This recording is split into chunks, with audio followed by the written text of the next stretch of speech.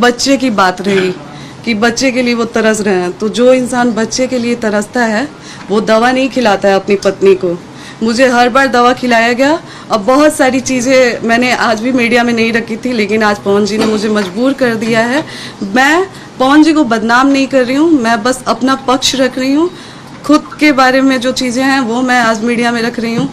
पवन जी द्वारा मुझे जब दवा खिलाया जाता था, उस चीज़ के विरोध में जब मैं बोलती थी तो मुझे इतना टॉर्चर किया गया कि मैंने स्लीपिंग पिल्स खा लिया था, नींद की गोली, उस समय उनके भैया रानू भैया जी थे और उनके टीम मेंबर में से दीपक भैया थे, बिक्की जी थे। रात के 2 बजे वो लोग मुझे उठा के हॉस्पिटल ले गए और वहाँ पे मेरा इलाज हुआ। हॉस्पिटल का नाम मैं आपको दिखाती हूँ। कौन सी दवा देते थे ज्योति जी, बता सकती है क्या? जी वो जो गर्भपात का दवा खिलाते थे मुझे। 15 साल में कार्यकर्ता के रूप में काम किए पार्टी में, फिर भी उनको पार्टी के द्वारा टिकट नहीं मिला, तो वो हमें टिकट क्या दिलाएंगे।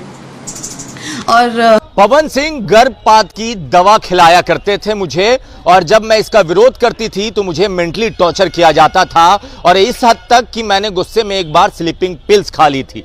यह बयान ज्योति सिंह का है, और यह बयान तब आया है जब आज सुबह पवन सिंह ने कहा कि जब मैं खट के घर आता हूं और दरवाजा खटखटाता हूं और सोचता हूं कि दरवाजा मेरे बच्चे खोले, मगर या तो मेरे स्टाफ या बूढ़ी मां खोलती है। हमें भी चाहत थी कि मेरी कोई बेटी या बेटा होता। उसके जवाब में पवन सिंह की पत्नी आती हैं और कहती हैं कि जब हमारे बीच में जो संबंध बनता था, फिजिकल संबंध बनता था, उसके बाद पवन सिंह हमको पिल्स खिलाया करते थे और वो गर्भपात करवा देते थे वो पिल्स खिला के। वो नहीं चाहते थे कि मैं प्रेग्नेंट हूं। इससे पहले भी पवन सिंह की पत्नी ने इशारों में कुछ ऐसा कहा था, मगर आज जब लखनऊ में प्रेस कॉन्फ्रेंस कर रही थी पवन सिंह की पत्नी, तब उन्होंने ये सारी बातें रखी कि जब हमारा रिश्ता बनता था, पति पत्नी के बीच में जो रिश्ता बनता है, उस रिश्ते के बाद पवन सिंह ऐसी हरकत किया करते थे। और उसके बाद बहुत सारे सवाल पूछे पवन सिंह की पत्नी ने। पवन सिंह की पत्नी ने कहा कि आप कह रहे हैं कि मामला कोर्ट में है, तो कोर्ट से फरिया लिया जाएगा, आने की क्या जरूरत। तो उन्होंने 4-5 सवाल बैक टू बैक पूछे। पहला सवाल कि मामला कोर्ट में था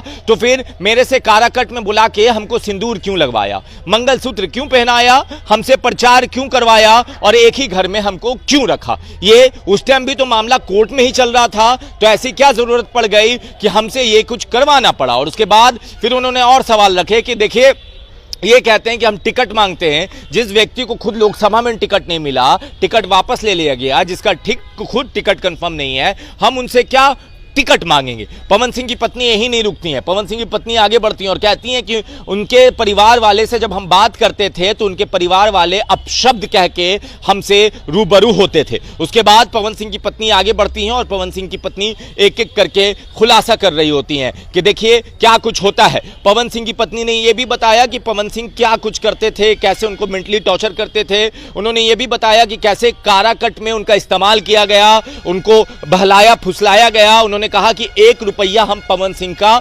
नहीं जानते हैं, और एक टाइम पे हमको सुकून मिल गया था काराकट चुनाव से पहले कि अब हमारा रिश्ता धीरे धीरे खत्म हो रहा है। मैं भी मेंटली उस चीज के लिए तैयार थी, मगर फिर मेरे इमोशन और मेरा इस्तेमाल किया गया। पवन सिंह ने इतनी घिनौनी, अगर जो ज्योति सिंह कह रही हैं और वो ज्योति सिंह की बातें सही है, तो पवन सिंह ने इतनी घिनौनी हरकत की है कि इंसानियत कांप उठेगी, रूह कांप जाएगा। पवन सिंह अपनी ही बीवी को पिल्स दवाएं खिलाया करते थे कि बच्चा ना ठहरे और गर्भपात हो जाए, और आज पवन सिंह भावनात्मक हो जाते और कहते हैं कि हम कौन नहीं चाहता कि उसके भी बेटा बेटी हो। पवन सिंह का ये चरित्र, क्या अब वो भाजपा जो बेटी बचाओ बेटी पढ़ाओ की बात करती है, भाजपा से कुछ सवाल कर लेते हैं कि आप कहते हैं बेटी बचाओ बेटी पढ़ाओ बेटी बढ़ाओ, ये एक जो बेटी का इस तरह से शोषण हो रहा है, जिसके साथ इतना कुछ अत्याचार हुआ, उसके जिसके पति ने किया उसको आप वाई कैटेगरी की सुरक्षा दे देते हैं।